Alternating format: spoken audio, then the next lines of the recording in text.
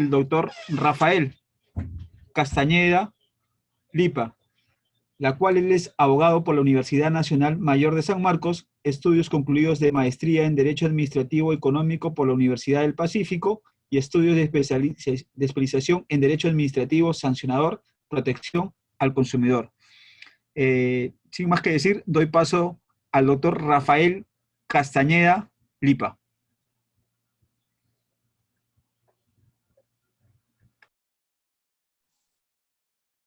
Tengan ustedes muy buenas noches. El día de hoy se me ha asignado conversar sobre los principios del procedimiento administrativo sancionador. Vamos a tratar de hablar de un poco de la potestad sancionadora de la administración y cómo entran en aplicación los principios de la ley de procedimiento.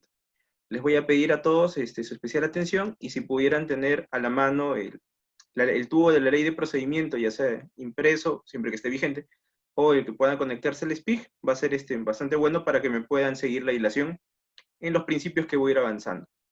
Entonces, voy a pasar a compartir mi pantalla en este momento.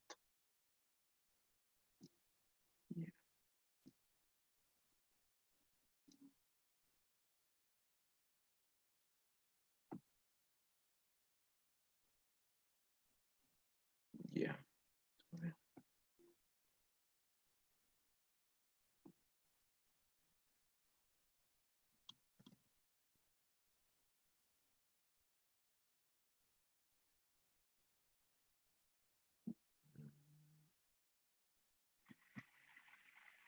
Y aquí está.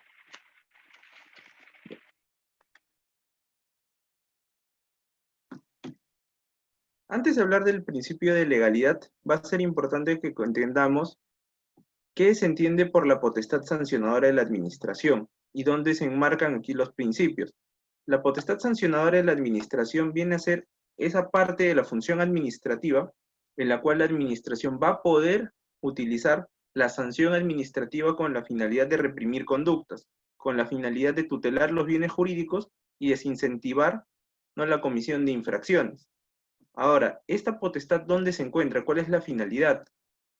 Aquí tenemos que señalar que el procedimiento administrativo sancionador va a ser la vía procedimental en la que se va a ejercer esta potestad sancionadora. Me explico. La administración pública ejerce función administrativa. La función administrativa, a su vez, puede sustentarse en lo que es el poder de policía, la verificación de conductas, puede darse a su vez en la actividad de fomento, puede darse a su vez en lo que es el apartado normativo, emitiendo disposiciones, normativa de carácter general, y un extremo de la función administrativa es la potestad sancionadora de la administración. El procedimiento administrativo sancionador se suele creer que tiene como finalidad la sanción administrativa, pero eso no es del todo correcto. La finalidad de todo procedimiento administrativo sancionador y de ejercer la potestad sancionadora administrativa es, claro, reprimir conductas que puedan contravenir el ordenamiento jurídico, pero para poder utilizar a la sanción como instrumento de castigo, como instrumento de desincentivar conductas infractoras, lo primero que se tiene que tener claro es que haya existido una infracción administrativa, que haya existido una infracción administrativa imputable al administrado, y que esa administración todavía se pueda imponer. Más adelante conversaremos seguro de la prescripción, pero lo primero que se exige para que pueda corresponder la potestad sancionadora administrativa es la verificación y la determinación de responsabilidad.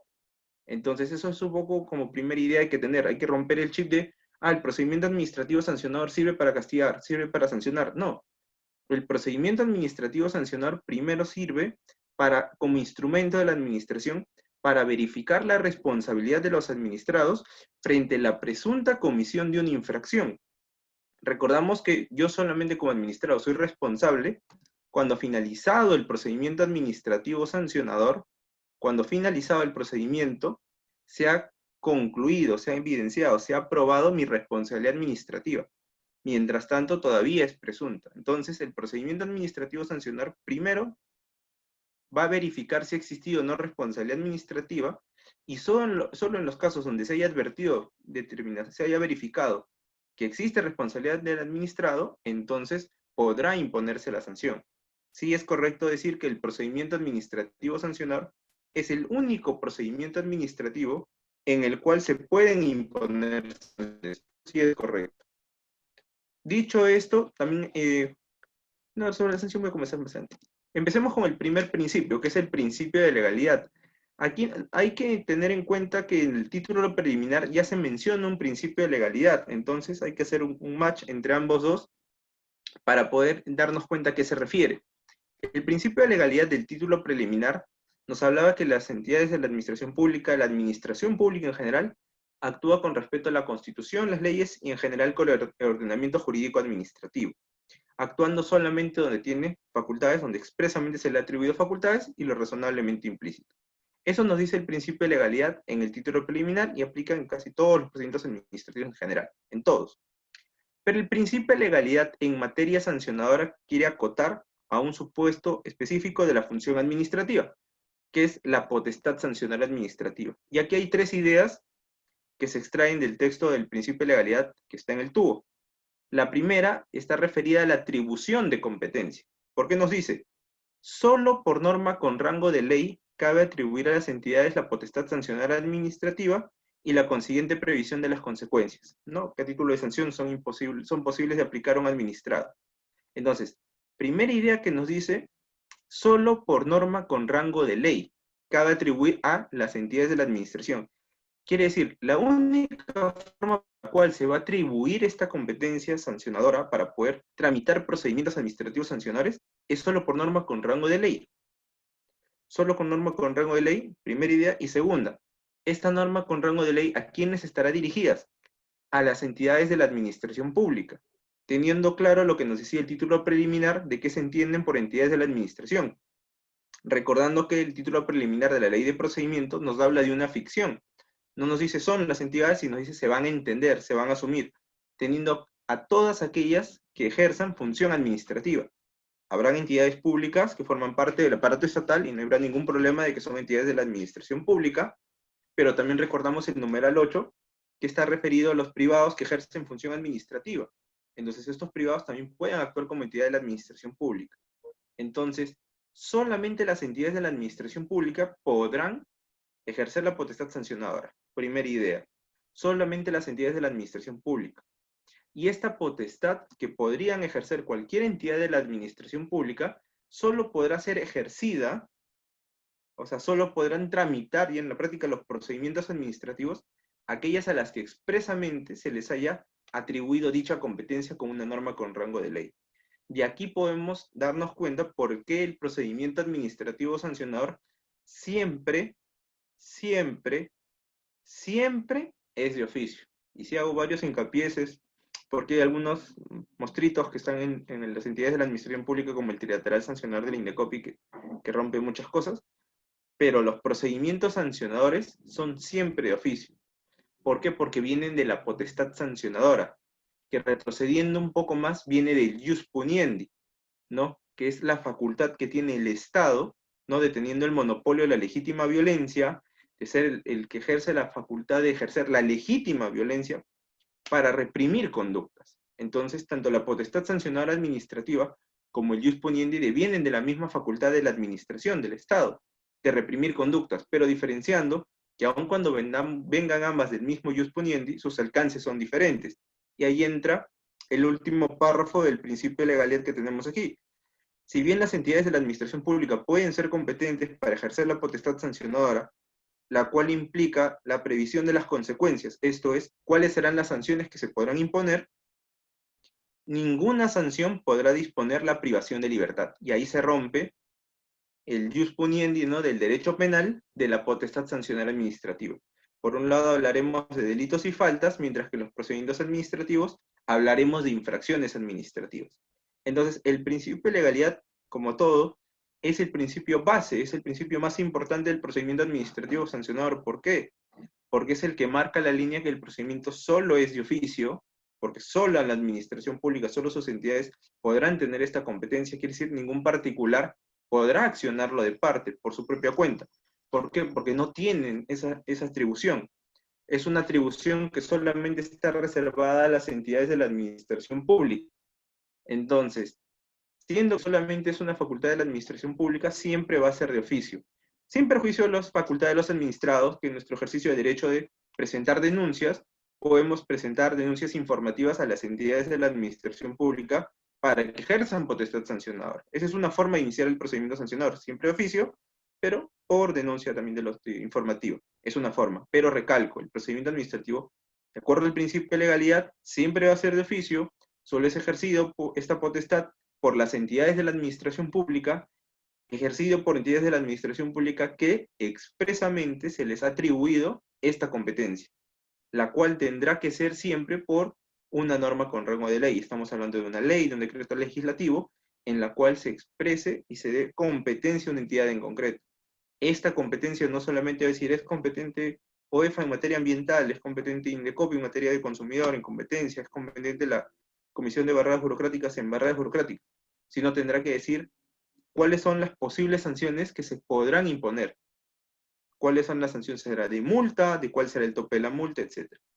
Sin perjuicio de la vía reglamentaria que podrá aclarar un poco, pero la atribución de competencia, la determinación de quiénes son los órganos que van a ejercer esta tramitación del procedimiento administrativo sancionador, tiene que estar en la norma que atribuye competencia, la norma con rango de ley. Entonces, así es como debemos entender el principio de legalidad. Aquí les hago algunos comentarios, ¿no?, para precisar por qué el procedimiento administrativo siempre es de oficio, y esto implica, ¿no?, la obligación de determinar los supuestos en los que se ejerce la potestad y las consecuencias. ¿Qué quiere decir? El principio de legalidad le dice a las entidades de la administración pública: tú eres competente, este es el bien jurídico que tú vas a tutelar, y en función a su tutela, cuáles son las sanciones que podrías imponer a los administrados. Entonces, así tenemos el principio de legalidad.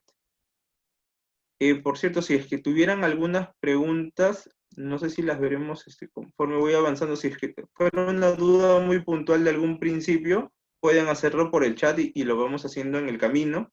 Si no, al finalizar la exposición, procedo a responder todas las preguntas, no hay ningún problema.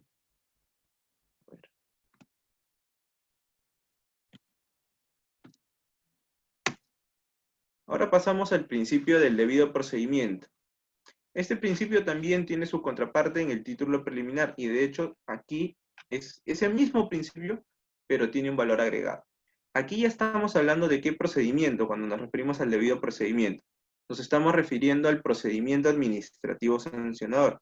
Y aquí la regla es: no puede haber una sanción sin que se haya tramitado el procedimiento respectivo, no el procedimiento previo. Y aquí hay que hacer un poco como una clase de historia. Antes, estoy hablando de antes de la entrada de la Ley de Procedimiento Administrativo General en el año 2001, estoy hablando del tubo de normas generales del procedimiento administrativo que estaba en la década de los 90, y anterior a eso, las nuevas normas del procedimiento administrativo general, y más atrás, cada entidad de la administración pública tenía su propia norma. Y la regla antes de la Ley de Procedimiento Administrativo del 2001 es que había muchas entidades, incluso antes de los 90, que imponían la sanción, y en función al recurso, en función después de la impugnación, tú podías presentar argumentos, tú podías desvirtuar. Entonces, hoy en día eso es un poco impensable, ¿no? La administración, ¿cómo me va a sancionar sin darme la oportunidad primero de poder defenderme?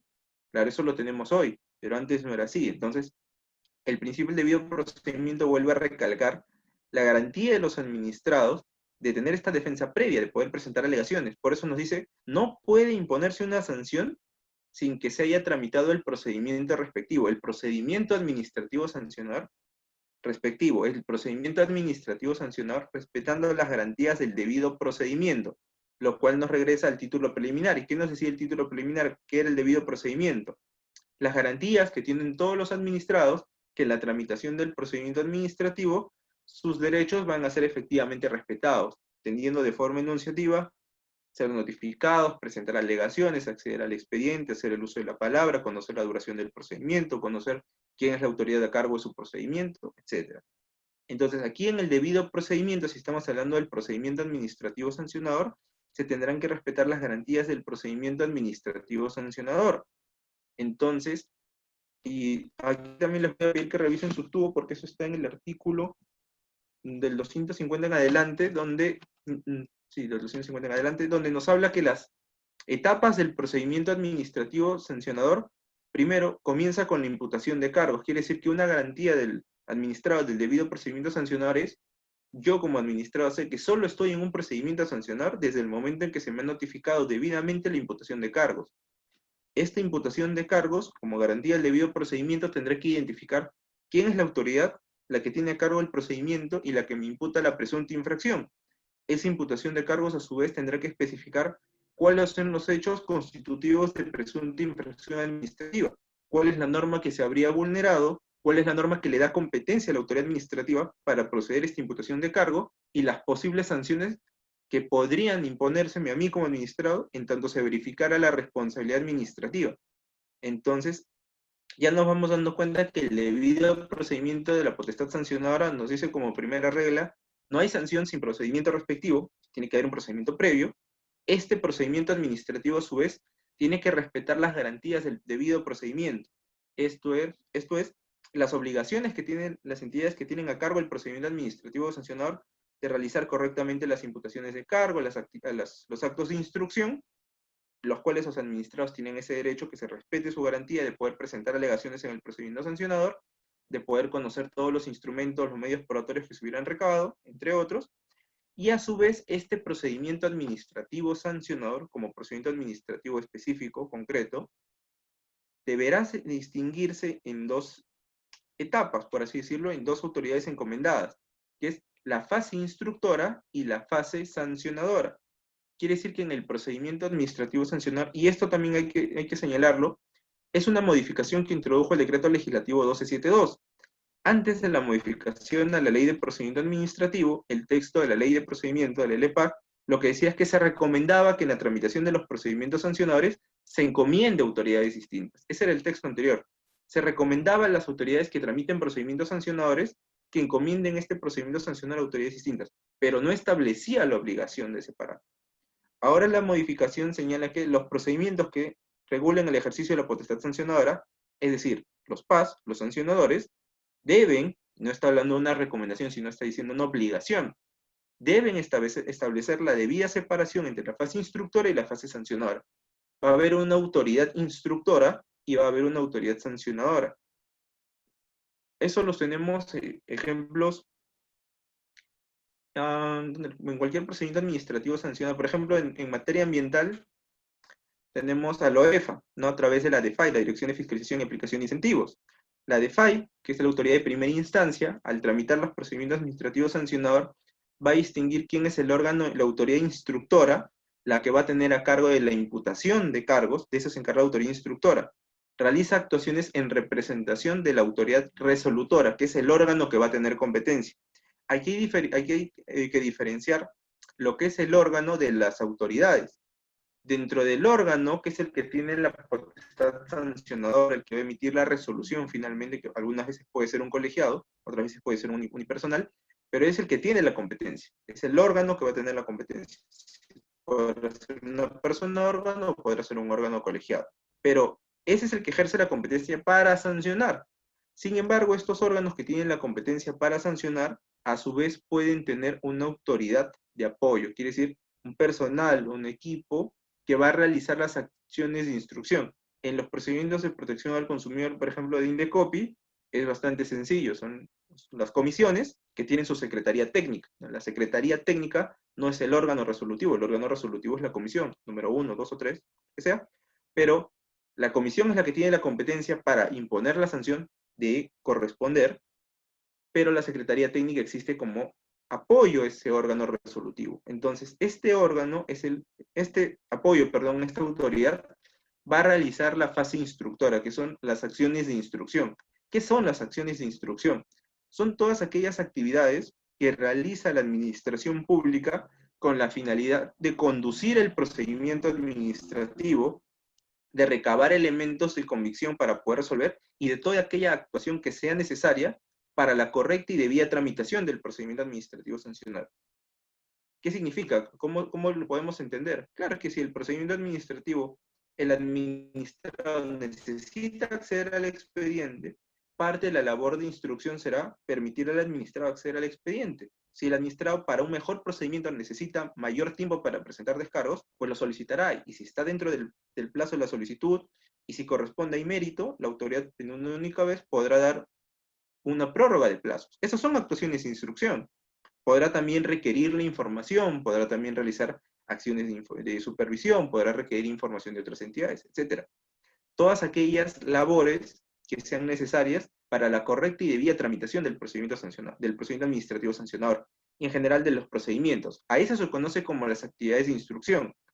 Aquí, como estamos en un procedimiento administrativo sancionador, como mencionaba hace un momento, que su primera finalidad es la verificación de responsabilidad administrativa, las actividades de instrucción deberán estar referidas a la determinación de esa responsabilidad, a la verificación de esa responsabilidad. Entonces tendrán que esas actividades de instrucción conducir a tener certeza si finalmente estamos ante una infracción o no. Recordando que el procedimiento administrativo sancionador comienza con presuntas infracciones. Aún no existe certeza absoluta. Hay una duda razonable, sí, pero aún no hay certeza. Por eso es el procedimiento administrativo sancionador. Entonces, la administración tiene la sospecha, la duda de que hay un bien jurídico que posiblemente se esté vulnerando. Entonces, la finalidad de este procedimiento administrativo es tener certeza si se está vulnerando, ¿no?, el bien jurídico tutelado, algún derecho de los particulares, y en función a ello se podrá imponer la sanción. Pero, vuelvo a decir, es la sospecha. ¿La sospecha basta para iniciar el procedimiento sancionador? Sí. Si es una sospecha razonable con indicios suficientes, sí, pero no será suficiente. Por eso es que es una garantía del administrado esta labor de instrucción. El instructor va a culminar su labor de investigación emitiendo el informe respectivo, que será el informe final de instrucción, donde el instructor podrá dar sus conclusiones, podrá decir de lo alegado por el administrado, de lo información recabada, de los medios probatorios que se cuentan en el expediente, etc. Yo, instructor, concluyo lo siguiente: ¿hay infracción? No hay infracción. Y en función a estas conclusiones dará sus recomendaciones. Podrá decir, hay infracción y como tal corresponde sancionar con tanta subidez. Hay infracción, pero lastimosamente la conducta ha prescrito. Hay infracción y consideramos que debe ser una amonestación. O no hay infracción, recomendamos el archivo. Entonces, esa fase instructora culmina con la autoría instructora emitiendo el informe final de instrucción. Y esto es importantísimo porque la norma se ha preocupado en hacer esta separación y hablar de las garantías del debido procedimiento, o sea, respetando la tramitación del procedimiento respectivo. Esto es, la autoridad que tiene a cargo la fase instructora debe, como garantía del debido procedimiento administrativo sancionador, emitir el informe final de instrucción, ponerlo en conocimiento del administrado, así como de la autoridad sancionadora, la que tiene a cargo la fase resolutiva, ¿no? La fase sancionadora resolutiva. Por eso es que la propia norma habla de encomendar las autoridades distintas. Aquí hay que también comentar que se ha tomado el modelo acusatorio, que esto es muy, muy parecido a lo que sucede en el derecho penal, en el modelo donde el fiscal acusa, pero es el juez el que resuelve. Aquí es muy, muy parecido. El instructor acusa o es el que tiene a cargo el procedimiento administrativo sancionador. ¿Y por qué decimos que acusa? Claro, porque si el procedimiento administrativo sancionador inició, es porque el instructor tenía sospechas de que había una infracción. Obviamente hay un deber de imparcialidad, ¿no? No significa que los procedimientos donde antes no había esta separación, no había imparcialidad. Sí la había, y de hecho sí la hay. Lo único que se ha buscado es un espíritu de darle mayor imparcialidad o mayor transparencia o mayor confianza a los administrados, de que quien ha tenido a cargo la imputación de cargos, de quien ha tenido la labor de recabar la información, podría pensarse que tiene el incentivo perverso de no, que nadie va a ir contra sus propios actos. Es decir, yo inicié el sancionador y luego voy a tener que archivar porque no verifiqué bien quién era el administrado, porque encontré medios probatorios que no valoré debidamente. Entonces, quien imputa cargos, el administrado puede pensar, no tiene incentivos en luego echarse para atrás en decir que no ha habido infracción. Por el contrario, como es el que ha iniciado, y en el Perú, donde muchas entidades de la administración pública que tramitan sancionadores prácticamente lo utilizan como una finalidad recaudatoria de recursos, lo cual no es correcto, pero hay esa imagen. Entonces, para darle un poco de mayor imparcialidad, transparencia o confianza al administrado, se le está diciendo, oye, quien tiene a cargo la imputación de cargos y la instrucción, va a concluir con su informe final de instrucción, correcto, donde tú también vas a poder conocer qué posibles sanciones te podrían imponer, cuál podría ser la conclusión del procedimiento. Pero esto solamente es una recomendación y opinión, pero no es vinculante, no es un acto administrativo. Finalmente, la autoridad resolutora es la que va a tomar la decisión. ¿Y esta autoridad va a intervenir en qué momento? Cuando ya la instructora hizo todo su labor, ya culminó, y tiene el informe final de instrucción y tiene los descargos del administrado. Entonces, la autoridad resolutora, la que va a entrar en la fase sancionadora, que podríamos decir no se ha contaminado, entre comillas, de toda la labor de instrucción, va a ser más imparcial al momento de evaluar. Entonces, el procedimiento administrativo sancionador, en función al debido procedimiento, recapitulando, no puede haber ninguna sanción sin que se haya tramitado el procedimiento respectivo, y generalmente es el procedimiento previo, respetando las garantías del debido procedimiento, las cuales ya hemos visto en el título preliminar, y las garantías propias o los derechos propios que aparecen en los administrados en los procedimientos administrativos sancionados. Ejemplo es, yo solamente puedo hablar de que tengo derecho a una correcta imputación de cargos cuando esté frente a una imputación de cargos, y solamente hay imputación de cargos en el procedimiento administrativo sancionar. Quiere decir que es una garantía que como administrado tengo, pero es una garantía que solo tendré cuando estoy administrado en un procedimiento administrativo sancionado. Entonces, así es como debemos entender las garantías propias del PAS y las garantías en general que tienen todos los administrados que tenemos en el título preliminar.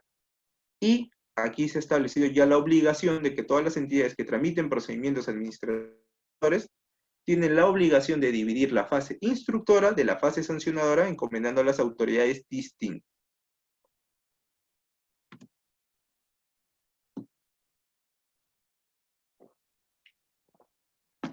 Ahora pasemos a hablar del principio de razonabilidad. Aquí hay una consulta que siempre se hace, si el principio de razonabilidad es igual al principio de proporcionalidad, si son lo mismo, si no son lo mismo, y hay que decirlo de forma muy puntual, ¿no? El principio de razonabilidad y el principio de proporcionalidad no son lo mismo, pero su relación es como la de una moneda, ¿no? Son como dos caras de una misma moneda. No hay uno sin el otro, siempre están de la mano. ¿Por qué? Porque lo razonable es aquello que es conveniente, aquello que es necesario, ¿no? Aquello que puede ser idóneo para resolver una situación. Mientras que la proporcionalidad alude de aquello que puede ser necesario, que puede ser útil, idóneo para resolver una situación, qué tan intenso tiene que llegar para lograr su cometido. En lo que tenemos el test de razonabilidad, o el test de proporcionalidad, como le llaman. Entonces, ¿a dónde quiero llegar?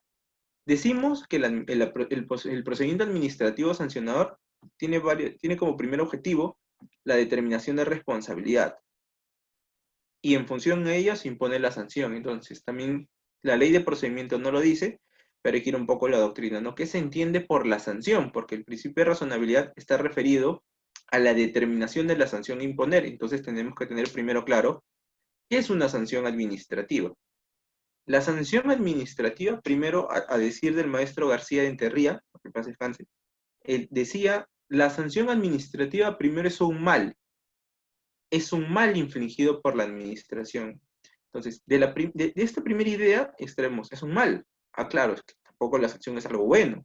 No es que ustedes les digan, van a ser sancionados y todos van a decir, gracias. O sea, nadie se alegra por una sanción porque no es un refuerzo positivo, por el contrario, es un refuerzo negativo. Lo que busca la sanción es a través del castigo desincentivar conductas. Entonces, ¿la sanción es un mal infligido por la administración? Sí, es un mal infligido por la administración, pero es un mal infligido por la administración en función a que el destinatario de este mal, al destinatario de la sanción, ha incurrido en una inconducta administrativa. Quiere decir, ha incurrido en una conducta que es contraria al ordenamiento jurídico administrativo, ha incurrido en una conducta que vulnera el ordenamiento jurídico administrativo. Entonces estamos hablando que la sanción va como consecuencia de la infracción administrativa y nunca es al revés. Primero tiene que haber una infracción administrativa, la cual previo PAS se verificará si ha existido, y una vez que se ha verificado la infracción administrativa, procede a imponerse la sanción. La sanción administrativa también se dice en doctrina que cumple tres finalidades, no necesariamente en este orden, pero sigue tres funciones. La primera, la sanción administrativa lo que busca es castigar. No busca premiar, busca castigar. Que el destinatario entienda que esto es un castigo. Entonces, reprimir la conducta como primera idea.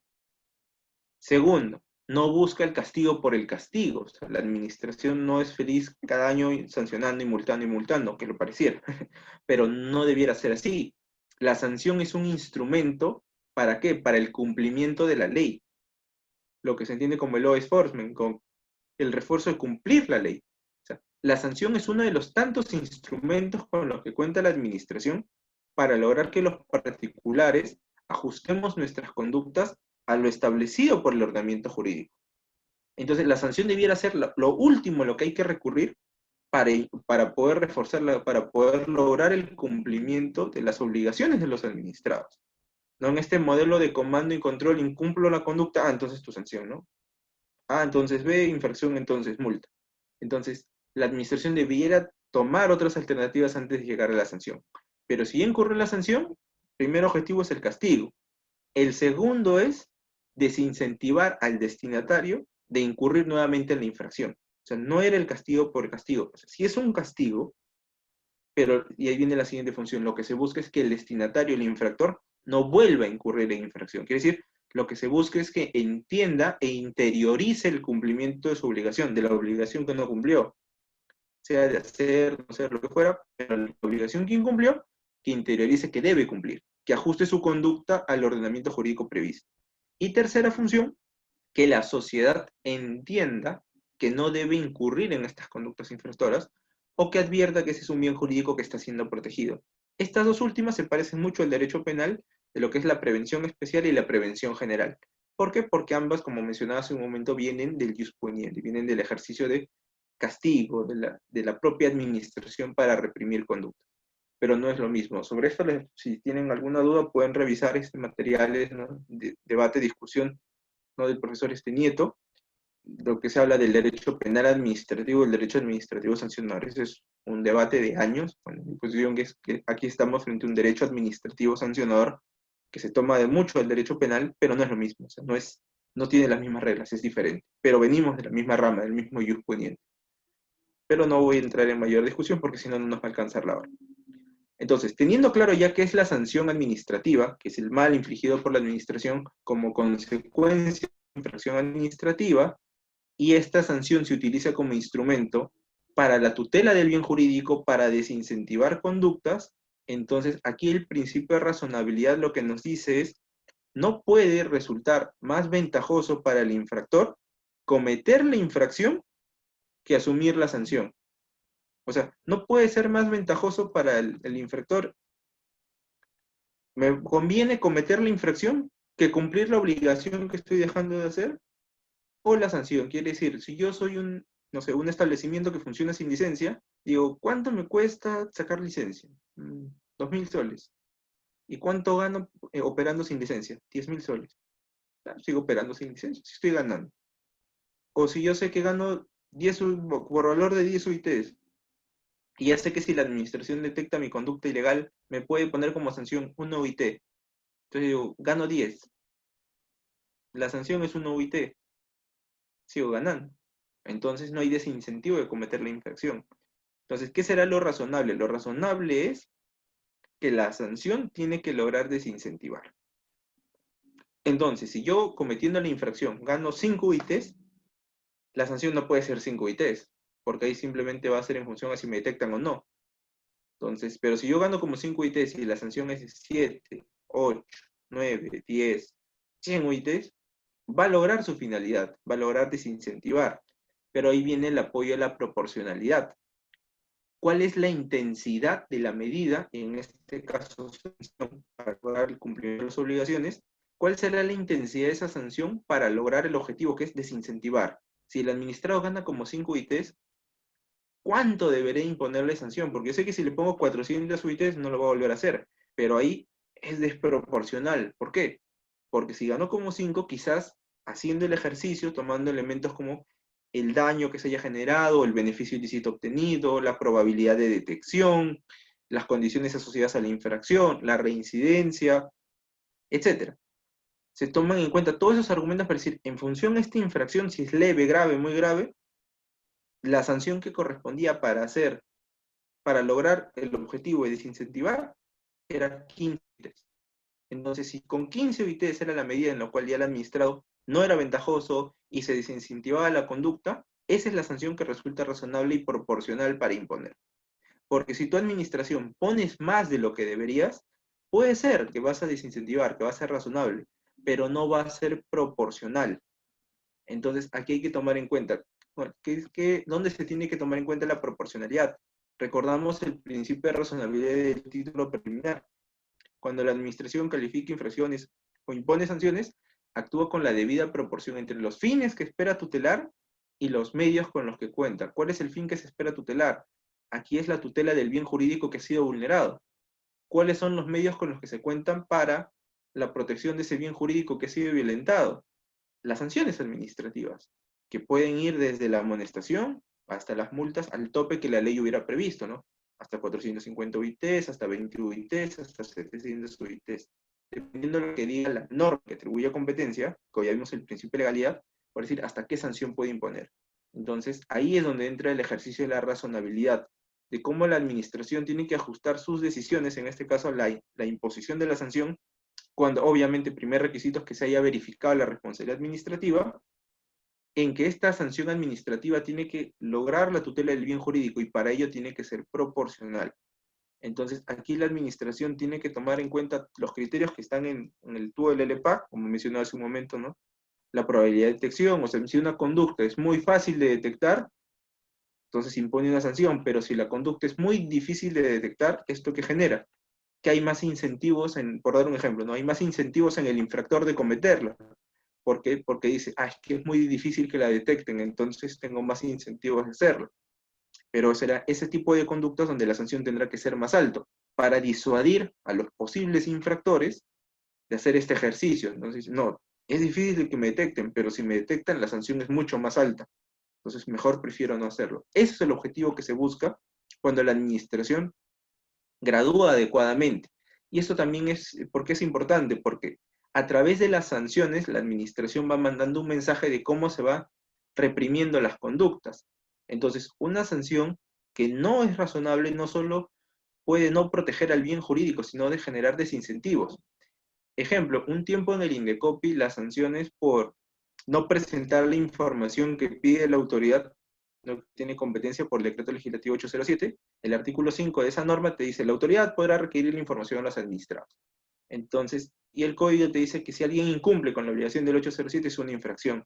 Entonces, para resumir, si el Indecopi te pide un documento, una información, y te indica el plazo, qué es lo que quiere, cuáles son sus competencias, y tú no cumples con entregárselo, es una infracción. Ahora, la autoridad a veces pide información ¿para qué? Para verificar el cumplimiento de obligaciones. Es como que soy Indecopi y le pido información a un concesionario de transporte o a un banco y le digo, quiero saber los consumidores que has tenido en el año, quiero saber qué reclamos has tenido, quiero saber cuáles son las medidas que has tomado, quiero saber cómo estás protegiendo el derecho a la devolución, al cambio, etc. Refería a qué pido esa información o qué información les brindas. Entonces, yo pido como autoridad la información ¿para qué? Para verificar posibles infracciones a la información, a la idoneidad, a la devolución de su dinero, etc. Pero el infractor, el administrado, no presenta la información. Entonces, ¿qué pasó un tiempo en Indecopi? Que la sanción era lo mucho 2 UITs. Entonces uno puede decir, pero bueno, no te mandó la información, 2 UITs, claro, pero es que no puede ser igual. Si tú le podías pedir una información y un banco, por ejemplo, ¿no? Por dar un caso, sabe que si brinda la información va a detectarse una infracción, que puede ser discriminación, que puede ser idoneidad de la que fuera, y el infractor sabe, oye, no, si presento la información, la administración va a verificar, me va a poner una infracción, y ustedes saben por predictibilidad, entonces las sanciones son conocidas, se publican, por decir, no, si yo presento la información, me van a poner una multa de 10 UITs, mejor no la presento, porque yo sé que el Indecopi está poniendo su UITs, entonces haciendo el ejercicio, sé que si no presento la información, me van a poner 2 UITs, porque si la presento, me ponen más. Entonces, a ese era un problema, porque se había graduado la sanción, en este caso infracción, a no presentar la información a la autoridad, como leve. Y en realidad no presentar la información a la autoridad debiera ser una infracción grave. Obviamente con algunas excepciones, ¿no? Si la administración te pidió una información que en realidad la tenía, o que estaba prohibida de solicitar, o estaba referida a una formalidad sobre la cual no podía haber mayor daño, entonces obviamente la sanción podrá ser menor. Pero como regla general, la administración debería de medir que la sanción debe buscar cautelar el bien jurídico. Por eso es importante que la sanción resulte más, y ¿cómo se puede decir? No puede resultar más ventajoso cometer la infracción que asumir la sanción. Por ejemplo, el caso que les decía, es un caso de la vida real, es un caso concreto que el COPIT, bueno, después cambió y comenzó a graduar en función a la información requerida e imponer las multas. puede ser un poco dispar, pero por lo menos es más predecible en función al tipo de información que se pide. Entonces, por eso es importante el principio de razonabilidad, porque la administración tiene que ajustar su decisión a lo estrictamente necesario para desincentivar la conducta, ¿no? A lo estrictamente necesario estamos hablando lo conveniente, pero ¿hasta qué intensidad? ¿No? Si la infracción es leve, la sanción tendrá que ser leve. Si la infracción es grave o muy grave, la sanción pues tendrá que ser más intensa. Y se tendrán que tomar en cuenta los criterios que, como digo, están en el tubo del LPAC, ¿no? Probabilidad de detección, daño, reincidencia, etc. Entonces, por eso es importante el principio de razonabilidad. Ahora tenemos el principio de tipicidad. Y esto también es importante porque si hace un momento les decía que la norma no se toma la molestia de decir qué se debe entender por sanción administrativa, no lo define, no hay que recurrir a la doctrina. Si ustedes también buscaran la definición de infracción administrativa, no la van a encontrar de forma literal en el texto de la ley. Pero, haciendo una interpretación bastante integral, bastante holística, nos vamos dando cuenta que el principio de tipicidad, y ya leyéndolo después con el de causalidad, sí nos dan que es la infracción administrativa, ¿no? Esta inconducta es sancionada por la administración, y aquí nos dice el principio de tipicidad. Solo constituyen conductas sancionables administrativamente, ¿no? Solo serán infracciones administrativas las infracciones previstas expresamente en normas con rango de ley mediante su tipificación como tales. Entonces nos está dando la primera regla. ¿Cuáles serán las infracciones administrativas? Aquellas que están expresamente señaladas en una norma con rango de ley, que establecen su tipificación como tales. No va a decir, se consideran infracciones las siguientes, y nos da artículo 1, numeral A, B, C, D, y todos los supuestos que califican como infracción. Y nos dice que es en una norma con rango de ley, como primera regla, ahora vamos a ver la excepción, primera regla y normas con rango de ley, y nos dice, esa tipificación, esa calificación como tipos infractores, no admite interpretación extensiva o analógica, o sea, no puede haber analogía ni una interpretación extensiva. ¿Por qué? ¿Cuál es el fundamento? Establecer el tipo infractor, la administración lo hace ¿para qué? Para que los particulares podamos conocer cuáles son aquellas conductas que no son toleradas por la administración pública, en este caso, ¿no? Porque estamos hablando de infracciones administrativas. Entonces, al saber nosotros expresamente, porque va a estar en una norma con rango de ley, y se supone que la ley es conocida por todos, ¿no? Desde el día siguiente de su publicación en el Diario Oficial del Peruano, salvo, ¿no?, disposición diferente en la norma o su entrada en vigencia, pero nosotros conocemos la ley, entonces se supone que todos conocemos la ley. Entonces, nosotros debemos conocer y saber expresamente cuál es la conducta que va a calificar como infracción. Yo sé que si llego tarde al trabajo me van a poner una papeleta o me van a descontar mi sueldo, entonces yo sé que si hago A, entonces hay una consecuencia. Sé claro cuál es la conducta que no tengo que hacer, entonces tengo que llegar temprano. Sé que si me paso la luz roja, el policía me va a poner una papeleta. Entonces, yo sé exactamente cuál es la conducta que califica como infracción.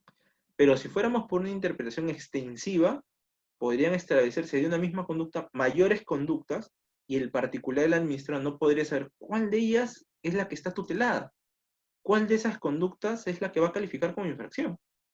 Entonces no puede haber una interpretación extensiva. Y cuando hablamos de analogía no podemos decir, no es que esta obligación que tú no has cumplido, que por la que yo te voy a sancionar como que por infracción, claro, no está en la norma, no tienes la obligación, pero haciendo analogía de un supuesto parecido, has incumplido una obligación que parece, entonces te voy a sancionar. No, la obligación tiene que estar clara y el incumplimiento de la obligación exacto. No se pueden calificar como infracciones el incumplimiento de obligaciones que no estén previstas expresamente en la ley. No pueden calificar como infracción.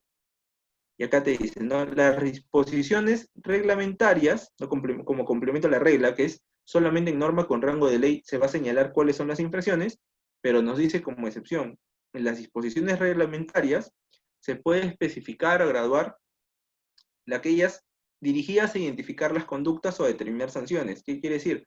Por vía reglamentaria se puede especificar a qué se refieren algunos tipos de infractores sin crear nuevas infracciones, solamente va a aclarar, ¿no?, y va a ayudar incluso el reglamento a establecer cuáles van a ser las cuantías de las sanciones, las leves, las graves, muy graves, va a ayudar a ordenar.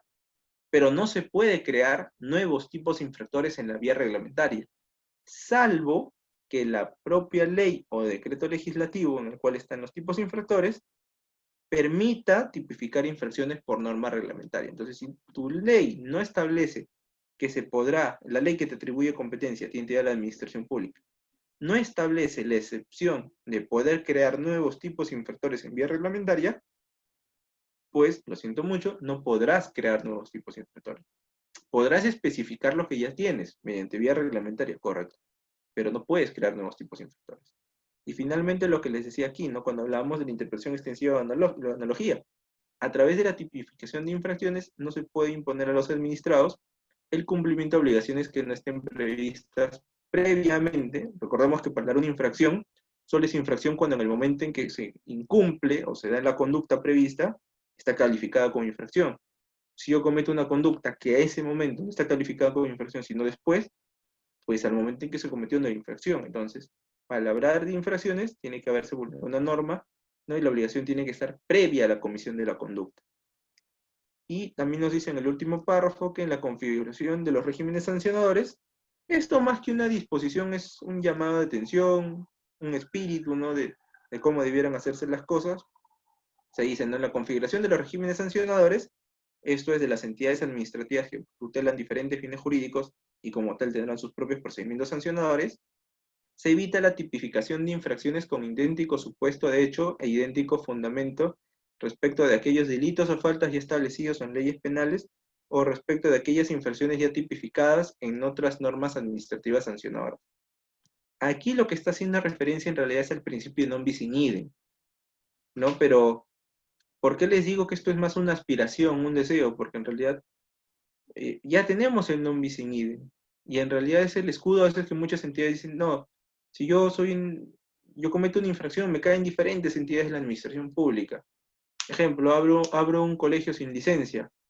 Me sanciona la municipalidad por no tener la autorización municipal correspondiente para hacer una actividad económica. Me sanciona el Ministerio de Educación por no haber sacado la habilitación para brindar un servicio educativo. Me sanciona el INDECOPI por no cumplir con la garantía legal de servicios de protección al consumidor, porque no tenía licencia. Me sanciona la autoridad de competencia desleal porque mi conducta es un acto de violación de normas, ¿no? O sea, una misma conducta, tengo 4 autoridades que me dicen que no tener licencia es infracción. Entonces uno podría decir, oye, eso resulta abusivo, ¿no? Si el Estado es uno solo, debiera imponer una sola sanción. Claro, pero es que ahí justo es por qué digo que esto es una aspiración, porque cada autoridad es lo que va a decir, si bien hay un mismo sujeto y eh, hay un mismo sujeto y hay un mismo hecho, que es el incumplimiento de no tener licencia, el fundamento es diferente. Uno tutela las normas de competencia, el otro las normas de protección al consumidor, el otro las normas del servicio educativo, y otro la organización de actividades económicas dentro del distrito, de su ámbito de jurisdicción, de ámbito de competencia, perdón. Entonces, cada uno tiene un fundamento diferente, entonces no va a haber non bis in idem, y cada sanción va a proceder por su propia cuenta.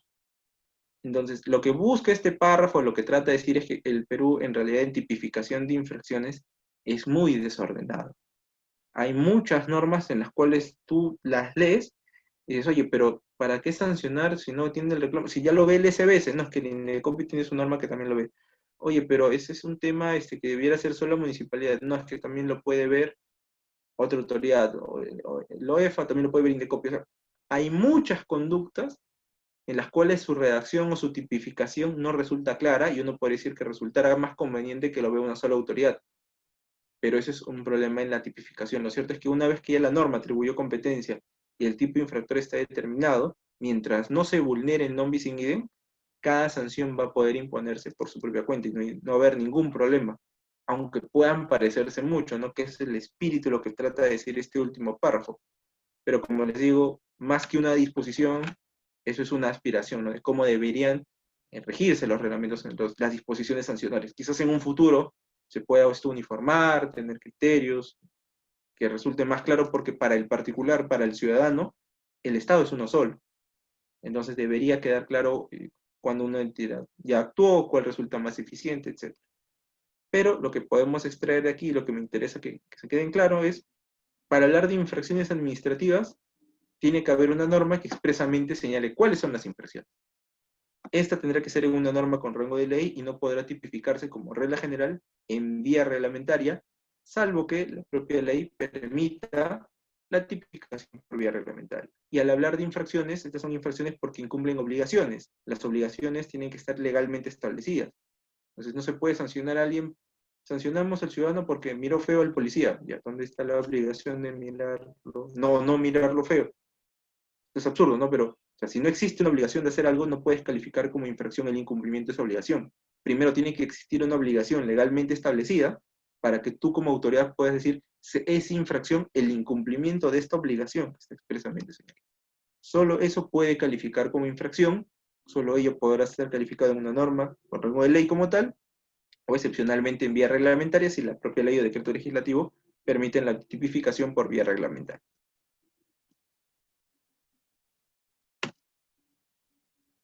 Ahora pasamos al principio de irretroactividad.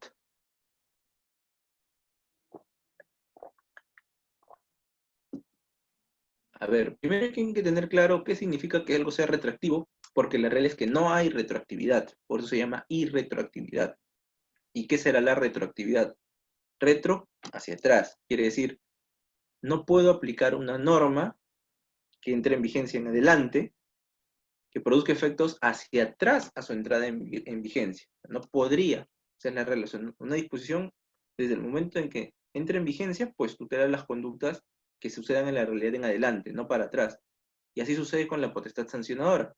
Solo son aplicables las disposiciones sancionadoras, esto es, la tipificación de la infracción, la posible sanción a imponer, etcétera, o la tramitación del procedimiento, la prescripción prevista, etcétera, las que están vigentes al momento en que se cometió la conducta infractora, ¿no? El momento de incurrir el administrado en la conducta sancionada, o sea, en la infracción administrativa. En el momento en que se comete la infracción, ¿cuál es la norma que se ha vulnerado? ¿Cuáles son las disposiciones de graduación de sanción en ese momento, ¿no? En ese momento las que son vigentes. Entonces, no se puede, la regla es, ¿se aplican qué normas? Las que estaban vigentes en ese momento. Esa es la regla. No puedes aplicar una norma que entró después, regla general. Sin embargo, entra la excepción de la retroactividad benigna, que es salvo que las posteriores le resulten más favorables. ¿Qué quiere decir? Yo al momento de cometer la infracción estaba vigente la norma A, pero mientras aún no se va a tramitar el procedimiento sancionador, o aún está en trámite, pero aún no ha concluido, entra en vigencia ahora la norma B. Y la norma B, a diferencia de la norma A que decía, si cometes la infracción, la sanción es 10 UITs, la norma B dice, no, ahora son 5 UITs. Entonces, ¿eso resulta más favorable? Sí, resulta más favorable. Entonces se va a preferir la norma que si bien entró en un momento posterior, que no era la que estaba vigente al momento en que se me cometió la infracción, pero resulta más favorable. Ahora, ¿cómo entender lo favorable? Cuando vemos la multa es bastante sencillo de entender. Pero acá no dice, las disposiciones sancionadas producen efecto retroactivo, o sea, ¿cuándo va la retroactividad benigna? En cuanto favorecen al presunto infractor o al infractor, si es que ya se verificó la infracción, tanto en la referido a la tipificación de la infracción. ¿A qué se refiere esto? Que podría ser que al momento en que se me cometió la conducta era una infracción, pero luego la norma se cambia y ese supuesto ya no está calificado como infracción. Entonces eso resulta benigno, claro, porque se ha extinguido el tipo de infractor. Ahora ya no es infracción. Entonces, ¿eso resulta más favorable para el administrado? Sí, entonces también se toma en cuenta. Otro supuesto puede ser como la sanción, el ejemplo que les ponía. Si con la norma vigente al momento de la infracción la sanción era de 10 UITs y la sanción que se va a imponer ahora o que puede imponerse por la nueva norma que entra en vigencia posteriormente es 5, no es 10 y el otro es 5, 5 es más favorable. Entonces se aplica. ¿Y qué más? También respecto a los plazos de prescripción. Quiere decir, al momento en que se cometió la conducta, digamos, el plazo de prescripción era 3 años, ¿no? Y la sanción era de 5 UITs. Y justamente ya habían pasado 2 años y medio, entonces estaba por ahí el punto de prescribir. Pero luego entra una nueva norma, ¿no? En trámite que dicen, no, la sanción ahora es de 20 UITs, mucho más alta, pero establece el plazo de prescripción es de 1 año. Entonces tú haciendo el ejercicio dices, oye, acá es 5 ITs y acá es 20, es más grave. Pero analicemos los plazos de prescripción. Si aplico el plazo de prescripción de la nueva norma, ya estaría prescrito. O sea, igual sanción, 0, no hay sanción. Entonces esa norma posterior me resulta más beneficiosa. Entonces también se analiza por ahí. Entonces no solamente hagamos el ejercicio de retroactividad benigna mirando la multa, sino tenemos que ver la foto completa, tenemos que ver el panorama completo. Puede ser que el tipo infractor desapareció, entonces retroactividad benigna. Puede ser que la sanción es más baja, ¿no? Pasó de ser grave a ser leve también, o que el plazo de prescripción en un supuesto. ¿Y cuál es el fundamento, ¿no? Recordamos que la sanción administrativa, o en general la sanción, ¿no?, del derecho penal, Cesárea Beccaria en su libro de los delitos y las penas nos hablaba un poco de que la sanción o la consecuencia, ¿no?, que se impone la pena, refleja el reproche social.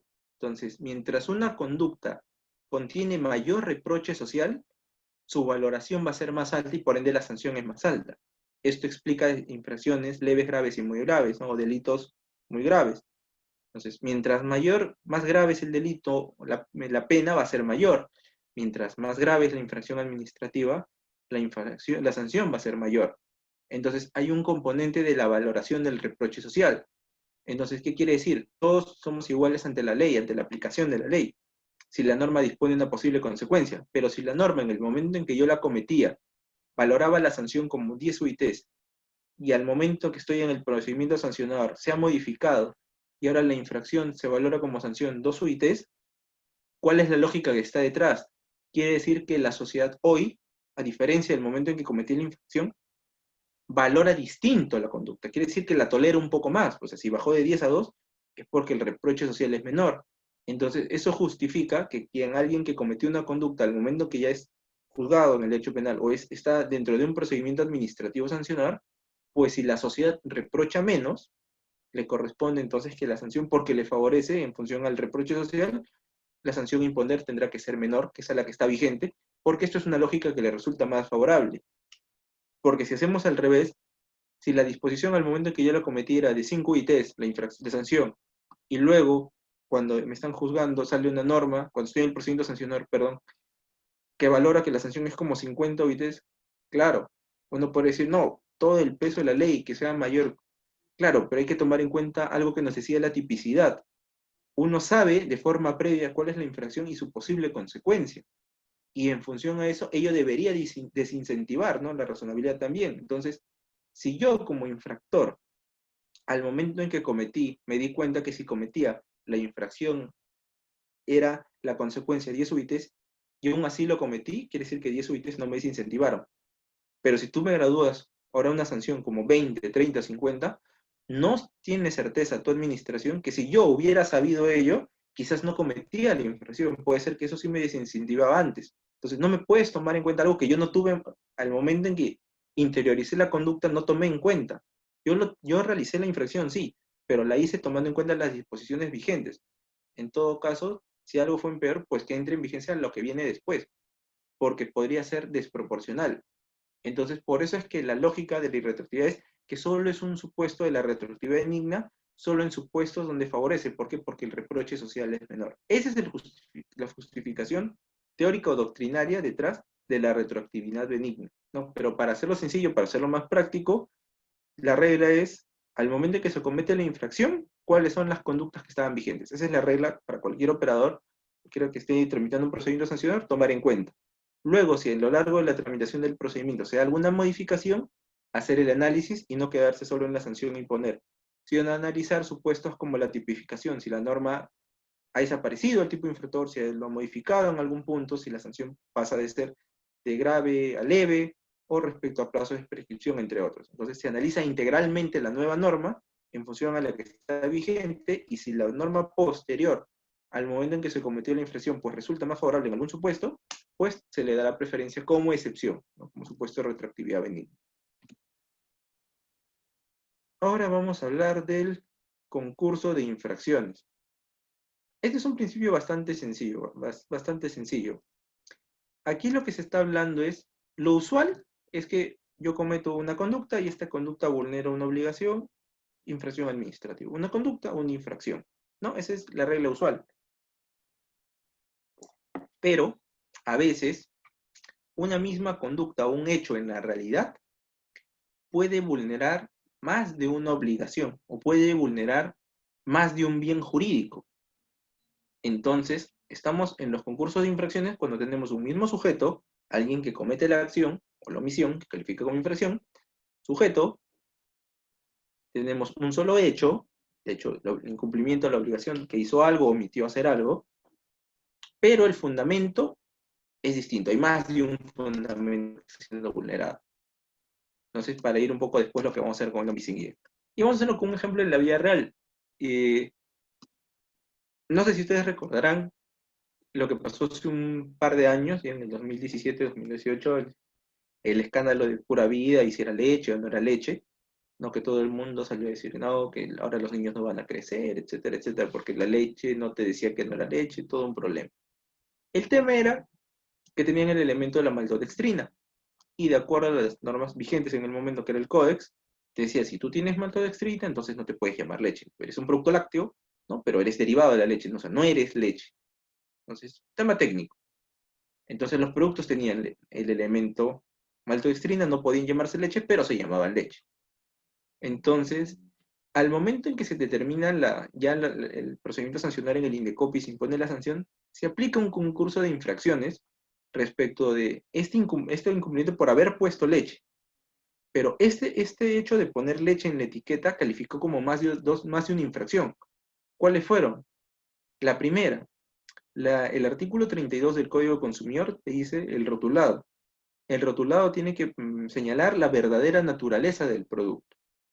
Entonces, yo no puedo dar una característica que no refleje su verdadera naturaleza. Entonces, tú al ponerle leche no estás dando su verdadera naturaleza, porque esto no es leche. Entonces, ¿se vulnera el artículo 32? Sí, check. ¿Por qué? Porque le puso leche cuando no debió. Correcto. Cuando un consumidor toma la lata de leche, sirve la leche o prepara algún postre, lo que fuera, considera que lo que está utilizando es leche.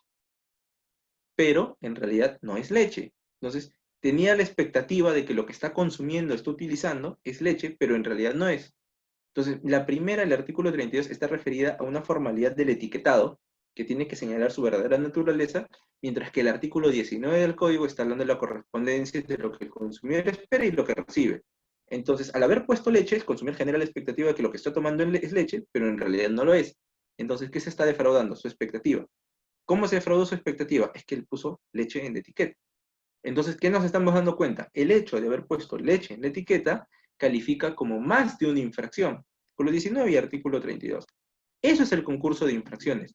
Cuando una misma conducta, hecho, situación en la realidad imputada presuntamente a un administrado, califique como más de una infracción, ahí estamos hablando del concurso. Ahora, ¿esto qué genera? La regla usual es, yo cometo una infracción, y si esto se determina que es infracción, pues la sanción respectiva. Aquí también, en el concurso de infracciones, si yo vulneré la norma A, B, C, y cada conducta tiene su posible sanción, y se va a imponer la sanción si soy responsable por las tres, pues soy responsable por todas y por las medidas correctivas incluso que se puedan ordenar. Pero ¿qué nos dice la norma respecto del concurso de infracciones? Uno es responsable por todas las infracciones que comete, pero para pagar la multa, esto es un tema ya referido al tema del pago, ¿no? Una misma conducta califica como más de una infracción, se aplica la sanción prevista para la infracción de mayor gravedad, sin perjuicio de que puedan exigirse las demás responsabilidades que establezcan las leyes. ¿Qué quiere decir? En el caso de las leches, la infracción por el rotulado creo que era simplemente 10 UITs, una sanción de 40 UITs, mientras que la infracción por idoneidad era de 400 UITs. Entonces el administrador era responsable por ambas. Pero al momento de pagar, pues tiene que pagar o va a asumir cuál sanción. Se le aplica la sanción prevista para la mayor gravedad. Quiere decir, no se van a sumar las multas administrativas. O sea, si me ponen 2, 3 y 5 UITs, no voy a pagar 10. Si 2, 3 UITs son de 3 infracciones que he cometido, pero en función a un solo hecho, concurso de infracciones, soy responsable por las 3 infracciones, pero solo pago la multa más alta. Quiere decir, si tengo una infracción de amonestación, una sanción de amonestación más una medida correctiva y tengo una multa de 5 ITs, yo no puedo decir, pagué la multa de 5 ITs, entonces no cumplo la amonestación ni la medida correctiva. No, eso es totalmente independiente. Tú eres responsable por todas las infracciones. Solamente para criterios de pago de la multa se te va a aplicar la de mayor gravedad, pero todas las demás responsabilidades son igualmente exigibles. Eso es el concurso de infracciones. Mismo sujeto, mismo hecho, pero diferente fundamento. Entonces, cuando se imponen todas las sanciones, no hay ningún problema. El administrador es responsable por todos, pero solamente paga la de mayor gravedad. sea la que es más intensa, ¿no? Pues, y más alta. Ahora pasamos a la continuación de infracciones. Aquí hay que hacer un comentario porque la continuación de infracciones, más que ser un principio en realidad, eso es una regla en el cálculo de la sanción a imponer, o sea, más que ser un principio como los demás. Porque acá nos habla de, para hablar de la continuación de infracciones, ojo, que no estoy hablando de infracciones continuadas, eso no tiene nada que ver, eso lo vamos a ver el jueves. La continuación de infracciones nos dice, en sencillo es, tú cometiste una infracción y como tal te sancioné. Entonces se supone que con la sanción se logra el desincentivo. Quiere decir, si yo cometí una infracción, me sancionaron, me multaron, por así decirlo, yo ya no debería volver a cometer la infracción. Se supone que eso es lo que debe lograr la sanción. Pero a veces, ¿no? El que comete un error una vez, lo comete más de una vez. No escarmienta el administrado, no ha logrado desincentivar. Entonces puede volver a cometer nuevamente la conducta. Me pasé la luz roja hoy, me pusieron la multa, y la idea es que yo no me vuelva a pasar la multa, pasar la luz roja. No que me vuelvo, o si me sancionan quitándome el brevete en 1 año, 2 años, que yo ya no debería volver a hacer esa conducta, no manejar a mucha velocidad, ebriedad, etc.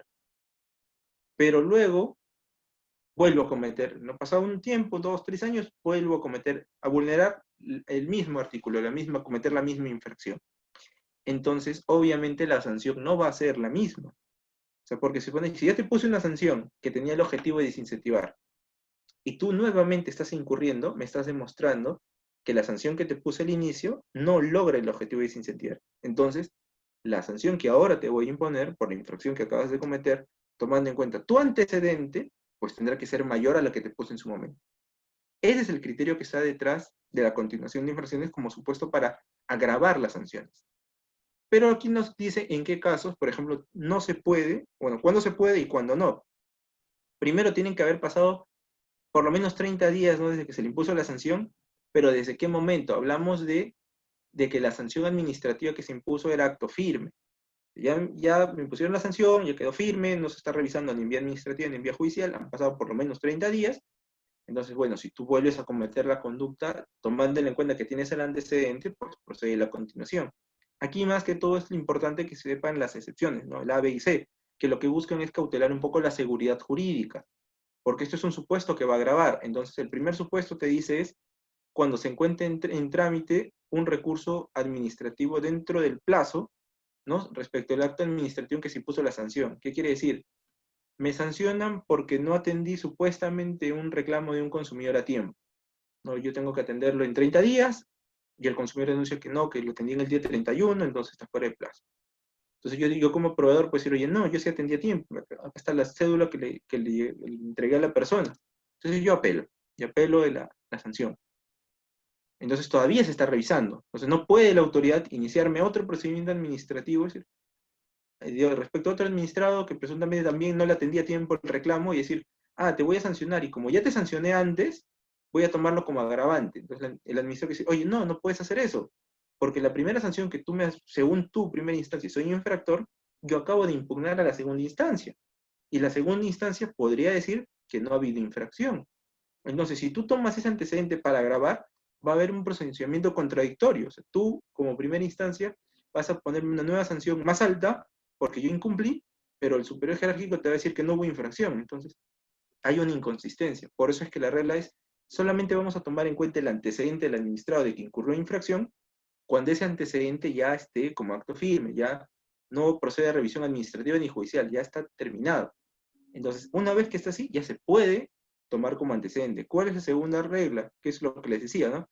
Cuando el recurso interpuesto no hubiera recaído en acto firme, quiere decir, el procedimiento todavía se está revisando en vía judicial. Entonces, puede ser que ya en la vía administrativa ya agoté, pero oye, autoridad, no puedes tomar en cuenta todavía porque aún se está revisando en vía judicial. Nuevamente, podría darse un pronunciamiento contradictorio. Entonces, la administración, mientras no sea un acto firme, está impedida de tomarlo como antecedente. Y la tercera, es un poco más sencilla, nos dice que cuando la conducta que determinó la imposición de la sanción original haya perdido el carácter de infracción administrativa por modificación del ordenamiento, sin perjuicio de la aplicación del principio de retroactividad que se refiere al inciso 5. ¿Qué quiere decir? Se comete una infracción, digamos, este tema, por ejemplo, del gracias no insistas, que antes existía en el Indecopy. Tú te inscribías en una listita y ningún proveedor te podía llamar. Entonces, si tú llamabas como proveedor a alguien que esté en esa lista, infracción administrativa. Entonces, yo ahora llamo, digamos, me sancionaron, pasaron ya varios años, quedó firme, y yo proveedor llamo a alguien que esté inscrito en esa lista. Pero hoy ya no está vigente la obligación o la prohibición de llamar a alguien que se encuentre en esa lista. No, hoy la norma ya no lo califica como infracción. Si bien yo he incurrido en la misma conducta que determinó la sanción original, pues ya no va a tomarse en cuenta como para agravar una sanción, porque ya no corresponde ni siquiera sancionar, porque hoy en día ya no es infracción. Por eso hace la referencia a la retroactividad benigna, ¿no? La retroactividad en el inciso 5. Claro, si esto resultara más favorable porque ha desaparecido el tipo infractor, al momento que estoy en el procedimiento sancionador, más que graduar la infracción, la sanción, perdón, lo que voy a decir es, por la modificación normativa, eso ya no es infracción, retroactividad benigna. Entonces, ahí tampoco puedes utilizar la continuación de infracciones, porque si bien se puede haber repetido la conducta que en su momento, hace muchos años, calificó como infracción, si hoy el ordenamiento jurídico, hoy en la normativa vigente, ya no califica como infracción, pues no se toma para agravar. Por eso es que este principio de continuación de infracciones, más que ser un principio o norma sustantiva, es una regla de graduación.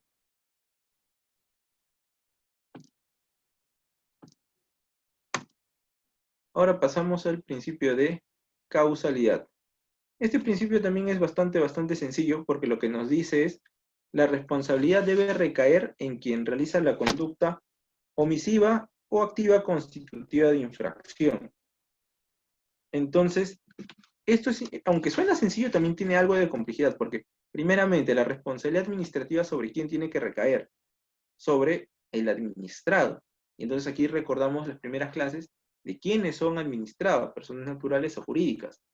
Personas naturales con capacidad plena, ¿no? de goce y ejercicio, y quienes tienen personas jurídicas, las personas jurídicas inscritas en registros públicos, y a partir de ese momento ganan personería jurídica. Entonces, la responsabilidad debe recaer en el administrado, persona natural o jurídica, que ha cometido la infracción. Entonces, ¿por qué hago este hincapié? Porque a veces, a mí me ha pasado cuando estaba en la comisión número 3, a veces teníamos procedimientos sancionadores en los cuales se habían iniciado respecto de un presunto administrado, pero luego nos dábamos cuenta, oye, esta persona jurídica que le iniciaron, si tenía RUC, nunca estuvo inscrito en registros públicos, entonces no tenía personería jurídica. Entonces, como tal, no le podemos imponer la sanción, porque quien va a ser responsable por esa infracción es la persona natural o jurídica que era titular. Entonces, si era un colegio, por dar un ejemplo, pues si no tiene el propio colegio personalidad jurídica, pues será el propietario, será el promotor, etcétera, que es el responsable por los incumplimientos. Entonces, él es el que será responsable por la comisión de la infracción, y no el propio colegio porque no tiene personalidad jurídica. Entonces, la causalidad lo que nos dice es la responsabilidad, o sea, la razón por la cual tú puedes sancionar a alguien, la imposición de la sanción, así como de las medidas correctivas que puedan corresponder, pues tiene que recaer en el administrado que incurrió en la conducta activa o omisiva, que califica como infracción.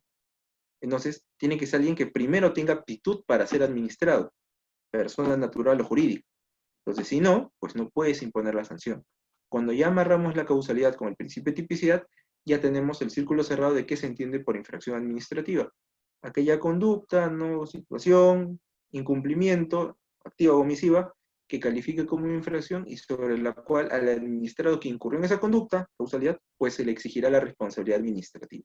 Esto es en sencillo el principio de causalidad. Solo es responsable quien realiza la conducta activa o omisiva. Pero repito, esta responsabilidad tendrá que recaer en administrado y quienes tengan aptitud para ser administrados, personas naturales o jurídicas debidamente inscritas en registros públicos. Y ahora hablamos de la presunción de licitud. Aquí esto es muy parecido a la presunción de inocencia del derecho penal, es muy parecido. Porque aquí lo que se dice es, y aquí hay que regresar un poquito a procesal, ¿no? La regla en teoría general del proceso es así, la máxima de quien alega un hecho debe probarlo. Pero esa máxima también tiene excepciones. La que comúnmente conocemos es la presunción de veracidad. Yo afirmo algo a la administración, pues la administración va a suponer que lo que digo es cierto porque estoy amparada en la presunción. Entonces, quiere decir que ni siquiera deberé presentar alegaciones si no es como requisito, porque se va a presumir lo que es cierto en función de esa excepción. Entonces, es posible admitir excepciones a la regla de quien alega un hecho de probar. Y una de esas excepciones está aquí en la licitud. Yo voy a decir, oye, no cometí una infracción. No tengo ni siquiera que hacerlo, la administración tiene que creer. ¿Por qué? Porque la administración va a ejercer la potestad sancionadora para reprimir conductas. Entonces, lo primero que se tiene que hacer en el sancionador es verificar la responsabilidad administrativa. Y aquí la presunción de licitud es el escudo que tiene todo administrado es de que tú no tienes que alegar o probar que tú eres inocente o que no has incurrido en la infracción. Por el contrario, la administración tiene la carga de la prueba de romper esta presunción, de acreditar los hechos que evidencien, ¿no? Que den certeza de que sí has incurrido en la infracción administrativa. Entonces el administrado no tiene la obligación, lo que está diciendo aquí es sobre la carga de la prueba. Entonces, recordamos, por eso es que los descargos en el procedimiento administrativo sancionador son facultativos, no existe obligación. Yo como imputado en un sancionador, los descargos son facultativos, los presentaré, casi como una carga, no los presentaré si creo que me van a dar una situación jurídica de ventaja, o por si acaso yo no soy el infractor, por si acaso no he cometido la conducta, por si acaso, estos son mis argumentos. Si creo que eso me va a dar un beneficio en el procedimiento sancionador. Si por el contrario digo, oye, si presento información, si digo mis ingresos, si doy este reporte, por ahí que les va a servir a la autoridad para graduar la infracción, no me conviene. Entonces los descargos son facultativos. Yo no, como administrado, no tengo que probar que no he cometido la infracción, más bien le corresponde a la administración romper esta presunción.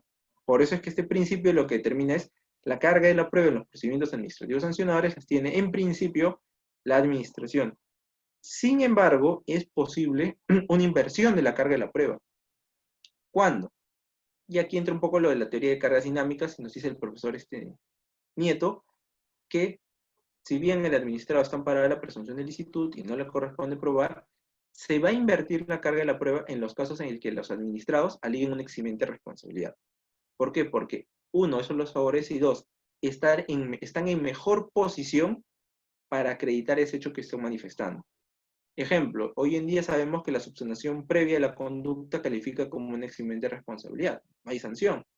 Entonces, ¿quién tendrá mejor posición para probar si su conducta la adecuó antes de la imputación de cargos? El propio administrado. Entonces, si el administrado solamente dice, por si acaso yo subsané, pero no presenta ninguna alegación, por más que pueda presumirse cierta o lo que fuera su presunción de licitud, no hay mayor certeza de que eso procedió. Entonces, como es algo que lo va a beneficiar al administrado, va a determinar la eximencia de responsabilidad y está en mejor posición el administrado para acreditar ese hecho, ahí se va a invertir la carga de la prueba. El administrado tendrá que probar. Pero como regla general en el procedimiento sancionador, la administración es la que tiene la carga de la prueba de demostrar o de verificar la existencia de responsabilidad administrativa. No solo del presunto infractor. Puede ser que durante la tramitación del procedimiento sancionador se verificó responsabilidad, pero, o sea, se verificó la infracción, pero no era responsabilidad del infractor imputado, era de repente otro. Entonces la administración, pues, es decir, hay infracción, pero no te sanciono porque se ha verificado que no eres responsable, era otro. Entonces, no hay sanción. Por eso es que lo primero que tiene que lograr el sancionador es verificar responsabilidad, pero no puede haber sanción simplemente sin haberse probado la existencia. Y precisamente la carga de la prueba es romper la presunción de licitud que tiene el administrado. Yo presumo que tú has cumplido tus obligaciones mientras no exista prueba en contrario que determine que sí incumpliste, sí incurriste en infracción.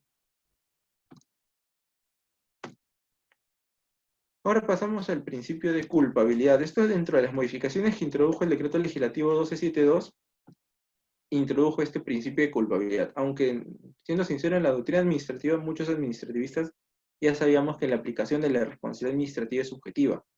Entonces, hagamos un ejemplo nada más para ubicarnos. ¿Qué se entiende por responsabilidad objetiva y responsabilidad subjetiva? Cuando hablamos de responsabilidad objetiva, estamos diciendo, tú administrador eres responsable por haber incurrido en la infracción, responsable, en función a una situación objetiva, algo concreto que se ha realizado, un incumplimiento concreto, sin analizar las situaciones y las circunstancias en las que se cometió la infracción. Si hubo intencionalidad, no hubo intencionalidad, si hubo el ánimo de obtener un beneficio, no interesa absolutamente nada. ¿Se dio la situación? Eres responsable. No, pero no estuvo en mi esfera, fue otro. No, ¿se cumplió? Sanción. Mientras que la responsabilidad subjetiva toma en cuenta las condiciones asociadas, la intencionalidad, el dolo, la culpa, para determinar la responsabilidad. Un ejemplo sencillo, bueno, creo que ustedes deben recordar lo que sufrió Pablo Guerrero para llegar al Mundial, la sanción que les puso la FIFA. La sanción que le habían puesto era porque le encontraron un elemento X, ¿no? Prohibido en la prueba de antidoping, ¿no? Antidopaje. Entonces, la pregunta es, para la FIFA, el análisis fue, ¿tomó esta sustancia para obtener una ventaja deportiva en algún partido de fútbol? No. Ah, lo hizo por falta de diligencia. No, simplemente encontró el elemento X en la sangre. Punto. No le importaba si estaba de vacaciones, si había partido de por. No, simplemente está prohibido que se detecte esos elementos en la sangre. Se encontró, no me interesa si te lo hicieron tomar, si no fue tu culpa, si fue por algún tercero, no me interesa. La FIFA dijo, se da el supuesto de tener un elemento prohibido en la sangre, inhabilitación. Eso es responsabilidad objetiva. Se da el supuesto sin analizar las condiciones en las que se cometió, eso es responsabilidad objetiva. Solo interesa para determinación de responsabilidad que se dé el supuesto y punto. Mientras que cuando hablamos de responsabilidad subjetiva, analizamos infracciones que están referidas, ya sea por la intencionalidad o no, del administrado. En estos ejemplos, por ejemplo, los tiempos compartidos, no que te llaman, te hacen creer que has ganado un premio, luego te hacen ir, y luego te ponen música y te marean. Oye, entonces, oye, tú como administrador sabes las obligaciones que tienes que tener. El consumidor tiene que tener un ambiente claro en el que tiene que poder escuchar, no puede ser engañado de esta manera. Entonces, tú conociendo, no, es que mi personal no tenía en cuenta, no lo sabía. Bueno, se verificará si hubo intencionalidad o no, el doble de la culpa para graduar o no la sanción, pero se toman en cuenta para determinar la infracción. Si nosotros queremos decir, tuviste la impresión de ganar el premio, se tiene que probar que tuvo la intención de hacer creer. Entonces, en las infracciones administrativas también se puede analizar las situaciones para determinar la responsabilidad, si es que hubo o no infracción. Entonces, pero ¿cuál será la regla? ¿Cuál se tiene que aplicar? ¿La regla de la responsabilidad objetiva o responsabilidad subjetiva? La regla hoy en día es que la responsabilidad es subjetiva, se tienen que analizar todos los elementos asociados a la comisión de la infracción, salvo supuestos en que la ley o por decreto legislativo expresamente digan que hay responsabilidad objetiva. ¿Qué quiere decir? Que la regla es subjetiva, salvo que tengas una excepción, una ley o decreto legislativo que expresamente te diga que aplique responsabilidad objetiva. De lo que yo he podido revisar, me parece que OSINEM, por ejemplo, su reglamento sancionado tiene responsabilidad objetiva. En algunos supuestos de ruptura de la continuación del servicio de electricidad, respuesta del servicio, si se rompe, hay una sanción de por medio. Ahora, puede ser que se rompió el servicio de electricidad porque robaron algún poste, puede ser, y eso es algo que pasa también. Pero igual imponen la multa, y uno dice, oye, pero ¿por qué lo multan si pues sufrió víctima de un robo? Claro, lo que sucede es que la norma dice, si se interrumpe el servicio, eres responsable. No se toma en cuenta algo adicional, porque la propia norma está reservada para algunos supuestos, ¿no? El bien jurídico es tan intenso, tan protegido, que se pone esta conducta para que los administrados sean más diligentes. Entonces, como esto puede ser a veces muy intenso ya la situación, y hasta a veces no razonable, es que se ha reservado para algunos supuestos. Por eso es que la regla es la responsabilidad subjetiva. Tomar en cuenta las circunstancias en las que se cometió la intencionalidad, la culpa, si hay una ruptura de nexo causal, etc. Y finalmente, bueno, no finalmente porque vamos a tener un bonus track, tenemos el principio del non bis in idem, ¿no? La prohibición de la doble sanción. Y aquí la prohibición de doble sanción significa cuando encontramos que coinciden en dos supuestos la triple identidad. O sea, tenemos dos procedimientos sancionadores, ya sea uno después del otro, o dos sancionadores en simultáneo, tampoco puede haber por procedimientos contradictorios, pero tienes dos procedimientos en los cuales se va a imponer una sanción, en los cuales es el mismo sujeto, es el mismo fundamento, o sea, el mismo artículo, el mismo bien jurídico tutelado, y es el mismo hecho.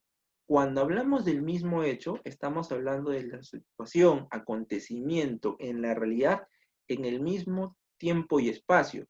¿Qué quiere decir? Yo me paso la luz roja cruzando, no sé, Miraflores, hoy a las 5 de la tarde, y me paso en el mismo semáforo la luz roja mañana a las 5 de la tarde. ¿Son el mismo hecho? No. Uno dice, oye, pero es pasarse la luz roja. No. Es el mismo fundamento, es el mismo artículo, el pasarse la luz roja, el mismo fundamento, el mismo bien jurídico que está siendo vulnerado. Pero hay dos hechos distintos en la realidad. Uno fue el día martes y otro fue el día miércoles. Son dos hechos distintos. Pero sí hay un mismo fundamento. Entonces, por eso que no podrá decir, oye, ya me pusiste la papeleta ayer, no me puedes poner la papeleta hoy. Non bis in idem. No. Son hechos distintos y cada uno va a tener su propia sanción. ¿Dónde está prohibido que se imponga una doble sanción? Cuando coincidan mismo sujeto, mismo hecho, acontecimiento en la realidad, tiempo y espacio, y mismo fundamento. Tienen que coincidir los tres. Ustedes ya saben que cuando coinciden el mismo sujeto, el mismo hecho, pero distinto fundamento, estamos en el concurso de infracciones. Pero cuando coinciden sujeto, hecho y fundamento, estamos en el non bis in idem.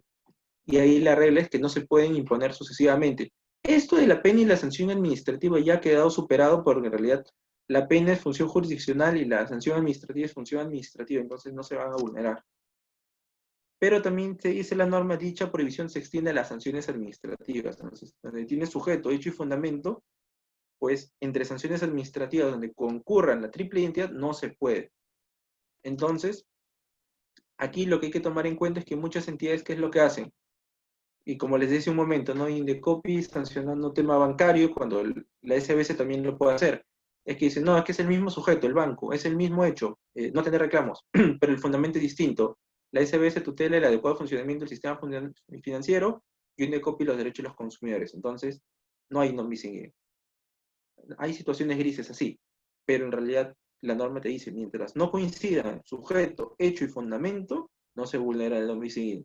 Si por el contrario estás frente a dos sanciones que se imponen de forma sucesiva, o sea, dos procedimientos a la par, o culminado un procedimiento sancionador, la autoridad vuelve a iniciar a sancionar utilizando los mismos hechos que ya sancionó, si coinciden el mismo sujeto, hecho y fundamento, aplicación del non bis in idem. No se puede imponer esa sanción. Eso es lo que busca el principio de non bis in idem. Pero, aunque el TUO señala que estos son los 11 principios, les pedía que ustedes pudieran tener a la mano el SPIG, porque hay un principio adicional que está en la ley procedimiento administrativo. Voy a tratar de compartir mi pantalla, no sé si pueden ver el SPIG. A ver si alguien me confirma en el chat si pueden ver el SPIG. Isaías, ¿se puede ver el SPIG? ¿Sí? Sí, claro, Rafael, se puede ver. Ya, excelente. Gracias, Isaías. Aquí me interesa que se lea el 258.3. ¿Qué dice en la resolución que resuelve los procedimientos sancionadores? Cuando un administrador impugna la sanción, esto pasa a la siguiente instancia. Entonces se va a resolver el recurso. Dice, no, cuando el infractor sancionado, o sea, ya recibió una sanción, recurra o impugna la resolución adoptada, la resolución de los recursos, es decir, la respuesta, el nuevo acto administrativo que se va a pronunciar respecto a la sanción, no podrá determinar la imposición de sanciones más graves para el sancionado. Y esto es un principio del derecho penal, que es la prohibición de la reformatio impeius, la prohibición de la reforma en peor. Si a mí me ponen en primera instancia 5 ítems, yo apelo, la siguiente instancia podrá confirmar la sanción, podrá decir que no hubo infracción, podrá decir que se vuelva a graduar de repente, si estuvo mal en la graduación, pero lo que no puede hacer esta segunda instancia es, te sancionaron como 5, sí, confirmamos responsabilidad, ahora te ponemos 20. No, eso no se puede hacer. Y tiene lógica también, porque el fundamento de que el administrado que impugna lo hace buscando tutela administrativa una adecuada revisión, pero confía en esta garantía de que aun cuando ese acto resultara desfavorable, pues no va a tener un mayor perjuicio. Porque si el administrador dijera, puchas, me han puesto 5 ITs, pero si apelo y me pueden poner más, yo sé que tengo razón, pero la administración me podría poner más, mejor no presento mi recurso. Eso desincentivaría a los administrados de poder acceder a la tutela administrativa. Entonces, por eso es que se tiene la prohibición de reforma en peor, que es un principio del derecho penal. Entonces, que también se aplica en el procedimiento sancionador. Y no está dentro de los 11 que están en los principios del PAS, pero como les digo, siempre revisando la ley encontramos alguna de estas situaciones, y aquí está, ¿no? La prohibición de reforma en peor, que está en el 258.3. Entonces, esos han sido los principios del procedimiento sancionador. No es, si es que hay alguna duda o consulta, pues quedo atento a las preguntas. A ver, tengo una pregunta de Leti Romero. Si la comisión de la infracción fue realizada con anterior a la transferencia de titularidad de una institución educativa, consideraría que el titular asumió la sanción, pero por otra respecto a la medida correctiva. A ver, a ver, a ver, a ver. Ya, aquí cuando hablamos de transferencias de titularidad puede ser por absorción, por compra, etcétera. Pero regreso a lo mismo, ¿no? Si hay un nuevo titular, una nueva persona jurídica que va a poder incumplir las obligaciones, cada uno es responsable en su momento. Como si yo, no sé, soy titular de una bodega, soy el dueño de la bodega, entonces no cumplí con, no sé, incumplí con una infracción, no entregué libre de reclamaciones, lo que fuera. Incurrí en infracción, pero luego esta bodega ahora es comprada o el nuevo propietario es una SAC.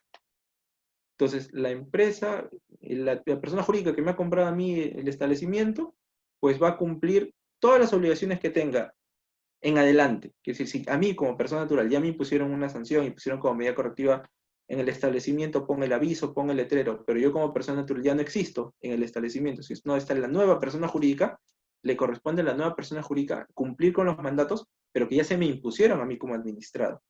Si por el contrario es una persona jurídica que existía primero y luego entra una nueva persona jurídica, si la primera se extinguió, desapareció, lo siento mucho, pero ya no puedes imponerle la sanción a la nueva, porque él no cometió la conducta infractora.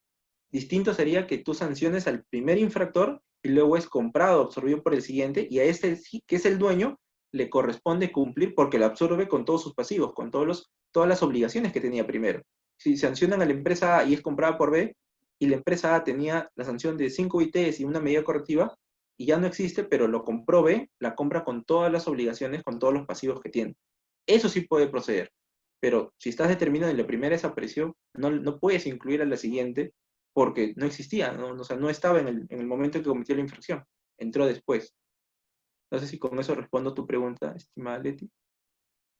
Al señor Figueroa no le vamos a responder sus preguntas porque hemos visto que pregunta demasiado. No, mentira, le vamos a responder. A ver, Fernando Guaita pregunta, ¿es posible aplicar en el derecho sancionado el concurso de las infracciones que encuentran? No, aquí hay que tener en claro, ¿no?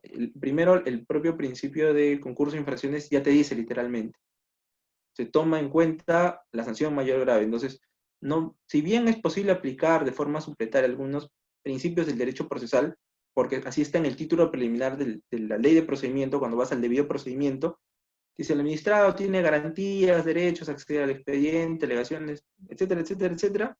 Y dice, la institución del derecho procesal, y antes decía procesal civil, ahora se ha modificado, dice, del derecho procesal será aplicable solo supletoriamente en aquellos casos donde sea conveniente. O sea, si no tuviéramos una figura ya en el procedimiento sancionador, o pudiera quedar en el aire, o algo que no pudiera claro que pueda ser complementado, entonces sí podemos recurrir a figuras procesales, ¿no? El Código Penal, otras normas. Pero si la propia norma ya establece cuál es el criterio que se tiene que seguir, que es la sanción de mayor gravedad, no corresponde hacer otro análisis. Ni siquiera la norma ha previsto un supuesto de excepción. O sea, salvo que excepcionalmente sacaran una modificación, una norma, no que dijera. Pero si lo sacaran, a mí me haría el ruido de esa modificación sería o no más favorable para el administrado, tomando en cuenta que el tú hoy es norma común. Entonces, en el escenario que tengo, si soy responsable por 3 infracciones, de 2, 3 y 5 ITs, solo pago 5. Y luego se modifica y voy a tener que pagar 10. Entonces, no me es más favorable como administrado. Entonces, tendría que verse si esto pudiera ser una excepción o una modificación. Pero como está, yo diría que no se sigue aplicando como está previsto en el tubo. A ver, ¿qué dice? El principio de retroactividad benigna se puede los procedimentales y a normas sustantivas. Claro, es que hay que verlo caso por caso. Lo que apunta a la retroactividad benigna es a los supuestos referidos de forma sustantiva, ¿no? A la determinación de la infracción, a la posible consecuencia, entonces incluso de la prescripción a la caducidad. Ahí es donde va a apuntar, más que a meras excepciones formales de la tramitación. Y acá me dices, por principio de legalidad se faculta. También se tiene que establecer la forma para ejercer como las instancias. Esa es una buena pregunta, porque lo que dice la ley es, o sea, el principio de legalidad es, se tiene que quedar claro a quién se le atribuye la competencia. Entonces, quisiera la entidad A. Entonces, esta ley por lo menos debería decir, se supone, ¿no?, por un tema de predictibilidad, cuáles son las consecuencias y quiénes son los encargados de tramitar el procedimiento sancionador, porque esa es la fuente de competencia. Yo voy a ser una autoridad que es competente para tramitar un procedimiento si expresamente la ley me da esa facultad, pero si la ley solamente dice, es competente OEFA, pero no dice cuál de sus dependencias, es competencia de la municipalidad, pero ¿qué órgano de la municipalidad? Ahí va a haber un problema de competencia. Por eso es que la norma debe decir, es competente tal entidad, la cual será ejercida por su dependencia, órgano, oficina, gerencia, lo que fuera. Entonces sí debería pues irse quiénes serán las instancias a cargo para que quede clara la competencia de cómo se va a ejercer. Esto de la forma de elegir, también por un tema de, porque nuevamente regreso, es cómo se atribuye la competencia, debiera estar en la ley. ¿Cómo diferenciar el principio de continuación de infracción de la figura de... En realidad no es que sean distintos, el principio de la continuación de infracciones lo que regula es precisamente la reincidencia, ¿no? Y solamente hablamos de reincidencia cuando alguien reincide, cuando nuevamente comete una conducta calificada como infracción.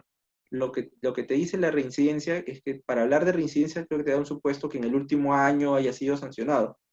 Entonces es un momento cuando tú vas a hablar que ha habido reincidencia o no, pero en realidad se basa en este espíritu. Por eso les decía que la continuación de infracciones, más que un principio, es una regla procedimental, ¿no? de graduación. Porque tú vas a invocarlo para agravar las sanciones cuando había precisamente esta figura de reincidencia que alguien ha repetido la conducta infractora, pero con las excepciones que les decía, ¿no? Que ya haya quedado como acto firme, que no esté en trámite ningún recurso, o que al día de hoy que se repita, pues la norma ya no la califica como infracción. Pero no hay mayor diferencia en realidad, ¿no? Ahí lo que quizás es buena la pregunta, la norma, la ley de procedimiento debería en todo caso haber uniformizado criterio, ¿no? ¿Por cuál vamos a ir? Pero como está, yo no le veo mayor problema, ¿no? Ese es el espíritu de la norma, la sanción busca disuadir, y si el administrado ha incurrido nuevamente en la conducta infractora, pues no se le ha logrado disuadir. Y si la primera sanción pues ya quedó firme, porque precisamente ese es el primer supuesto que tiene que haber tanto en reincidencia como en continuación, tiene que haber quedado firme para que tú puedas hablar por un tema de seguridad jurídica, para que no tengas pronunciamientos contradictorios. Es decir, en el último año te sancioné, entonces reincidente, pero luego el Poder Judicial o la siguiente instancia te dice, oye, no había infracción, vas a tener ese problema de pronunciamientos contradictorios. Por eso es que la regla yo te recomendaría es que siempre mires tu continuación de infracciones, por un tema de evitar este tipo de pronunciamientos. Ya no veo más preguntas, pues si no hay ninguna más preguntas, agradecido por su atención, porque es hasta estas horas de la noche, y el día jueves continuamos. Igual también les voy a recomendar que tengan su tubo a la mano para hablar de la prescripción y la caducidad. Conmigo sería hasta el próximo jueves. Muchas gracias con todos. Muchísimas gracias, Rafael. Igualmente agradecerle a cada uno de los participantes por, valga la redundancia, por su participación hoy día. Asimismo nos estaremos viendo el jueves, a las 7 de la noche. Muchísimas gracias.